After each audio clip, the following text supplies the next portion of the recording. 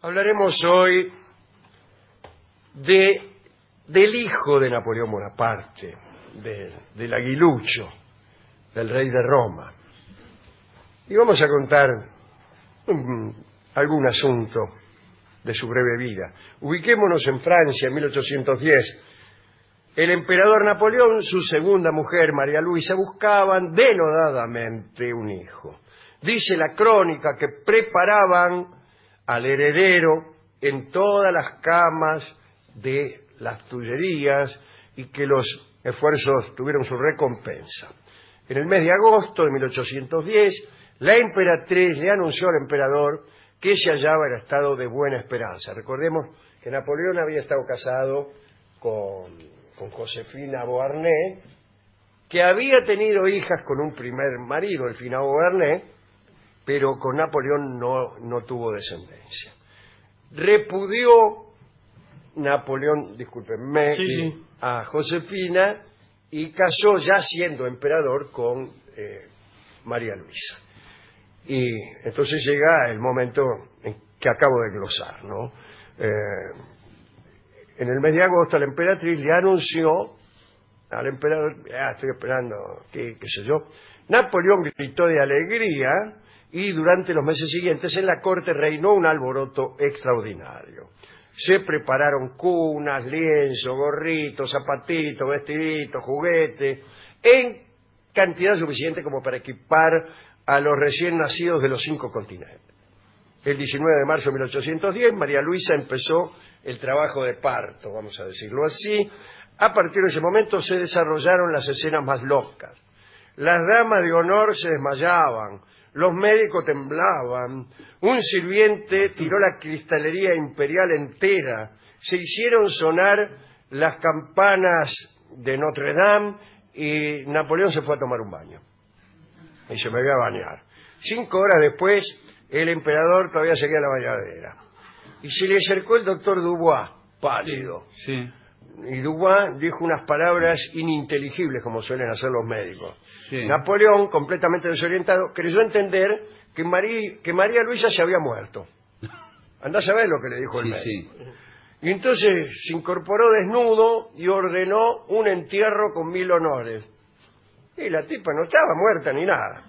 Entonces el médico Dubois le explicó entonces que no había ocurrido nada, pero que el parto se estaba complicando y que tendrían que aplicar los hierros, que eran una especie de forceps de aquellos tiempos. Napoleón gritó: «¡Salvad a la madre, que con ella puedo tener otro hijo!», dijo Napoleón. A las 8 de la mañana nació Francisco Carlos Bonaparte. Tiene un nombre de colegio primario de la provincia de Buenos Aires. Sí. Todo anduvo bien. Fue efectivamente el príncipe imperial.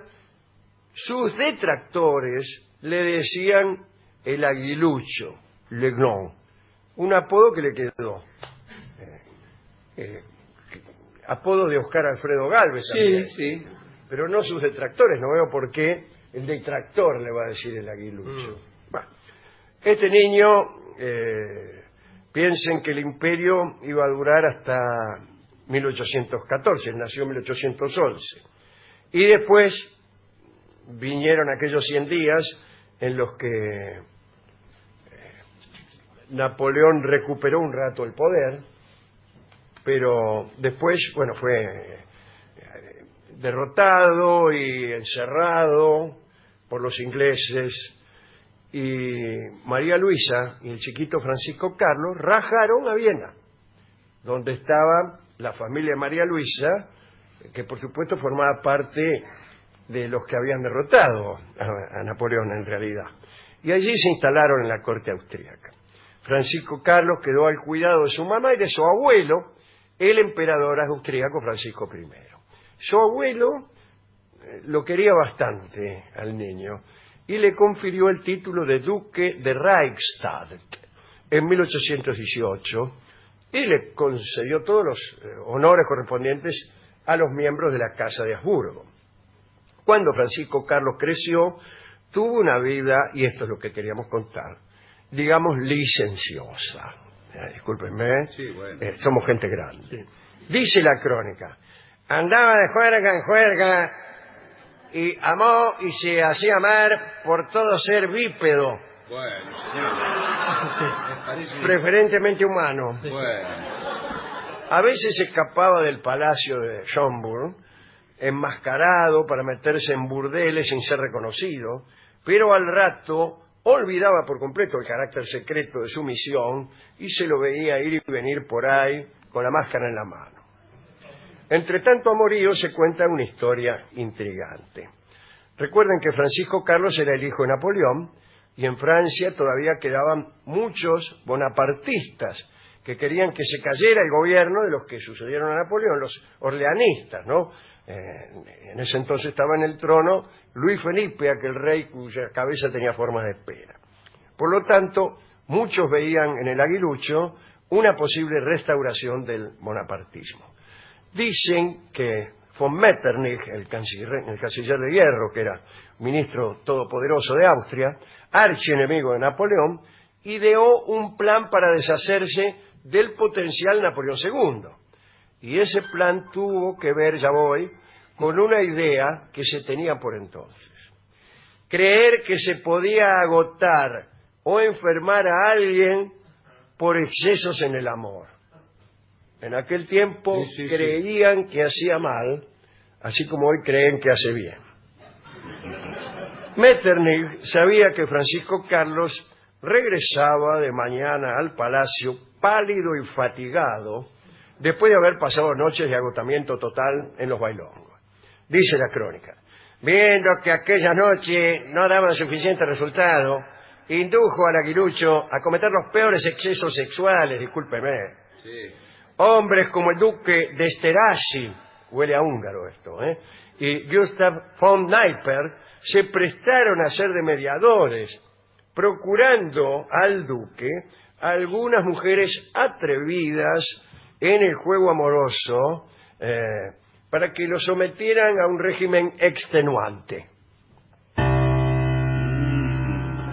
Resultado y diagnóstico del siglo XIX. Ruina total del cuerpo por los excesos físicos y morales. ¿Qué tal, Morales?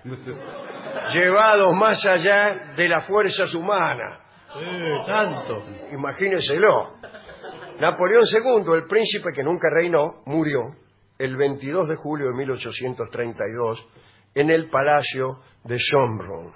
Tenía 21 años y con él se acababa la sucesión directa. Pero sucedieron varias cosas más en relación al heredero de Napoleón. Cosas que retumbaron en París. Veamos. Tiempo después de la muerte del aguilucho, una famosa bailarina llamada Fanny Elsler llegó a París para presentarse en el ópera. Era una artista de renombre, había sido contratada. Un periodista llamado Charles Maurice, que dirigía el Courrier de Théâtre, publicó un artículo sobre Fanny que terminaba así: cuando esta artista se encontraba en el Teatro de Viena, se decía que interesaba a un príncipe muy querido por Francia, cegado en la flor de la edad por el desespero de nuestra época. Según los cronistas, la bailarina tenía las piernas más hermosas del mundo, unas rodillas irreprochables, unos brazos encantadores, busto alpino y la gracia virginal de la misma Diana. Aquel periodista había dejado entrever que el príncipe, el aguilucho, había sido su enamorado. Cuando la gente leyó el artículo de Maurice y supo que Fanny había acariciado los bucles del hijo del emperador, creyó por un rato que Fanny era la nueva y verdadera emperatriz de los franceses. Digamos que la bailarina se convirtió en una soberana que el pueblo francés, que se había conservado bonapartista, hay que decirlo, estaba dispuesto a aclamar. Y el teatro se transformó de pronto en un lugar de disputa política entre orleanistas y bonapartistas que encontraban en Fanny a alguien en quien entronizar. Cuando Fanny debutó en la ópera, miles de espectadores llegaron de todas las provincias para aplaudir a aquella que había amado a Napoleón II. Trabajó, qué sé yo, varios meses a sala llena. Pronto aquel rumor desatado por Jean Maurice se le opuso otro rumor que cayó como un balde de agua fría a quienes soñaban con Fanny como pieza importante para restaurar un régimen napoleónico. Orleanistas y borbónicos confesaron un día que Fanny era el elemento principal de un plan maquiavélico gestado por el ministro Metternich, el de Austria. Según ellos, el ministro había inducido al muchacho a los excesos que adelantaron su fin. Aseguraron que una de las damas que participaron en la demolición física del aguilucho fue precisamente la hermosa bailarina Fanny Elssler. Con aquel dato destruyeron la figura de Fanny como aglutinadora de los seguidores de Napoleón. Muchos años más tarde, la propia Fanny se encargó de desmentir sus relaciones con Napoleón II y se supo lo que verdaderamente había sucedido. ¿Qué había sucedido? ¿Qué? No lo sé. Por favor, señor, estoy muerto de nervios. En realidad, todo fue un plan siniestro de los orleanistas. Pero apareció en el medio este periodista, Charles Maurice, que cuando la vio a la tipa esta se enamoró él y resolvió inventar algo para que ella tuviera éxito en París. O sea que...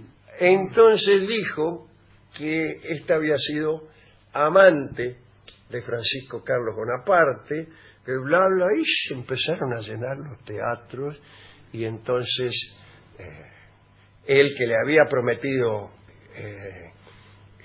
hacer gestiones para que ella tuviera un éxito seguro, recibió como premio el amor de esta chica, o la gratitud por lo menos. Eso no se sabe enteramente. Pero a su turno los orleanistas hicieron correr otro rumor, en el sentido de que en realidad el tipo estaba del otro lado y que, qué sé yo, que esta chica había sido partícipe de un plan que ellos mismos habían creado, es decir, la desacreditaron completamente. El caso es que la historia siguió su curso, no hubo un Napoleón II, hubo sí un Napoleón III, que todos conocemos, que era el sobrino nieto de Napoleón I. El hijo de Napoleón murió muy joven, y hubo sí un emperador en Francia que se llamó Napoleón, que fue Napoleón III, al que todos conocemos. Se llamaba Luis Napoleón, al que Víctor Hugo llamaba, no Víctor Hugo Morales, No, gusto enorme llamaba de saludarlo. Napoleón el Pequeño, en contraposición de Napoleón Bonaparte I.